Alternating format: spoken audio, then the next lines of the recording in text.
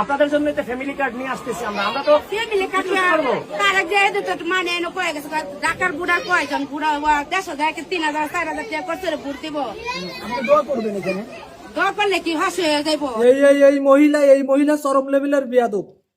মানে এই vote family card দিচ্ছে তাও সে রাজি হইতি না কেন, আবার লাস্টে গুলো দোয়া করো তাও সে দোয়াও দেবে না।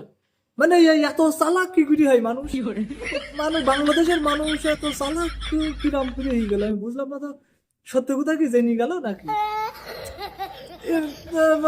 মানে চালাক হয়ে গেল, বিশাল চালাক।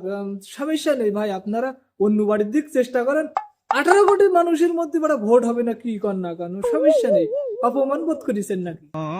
অপমান বোধ করেন না, এরকম একটু অপমানিত হতে হয়, একটু ঠিক হন তাহলে হচ্ছে এখানে।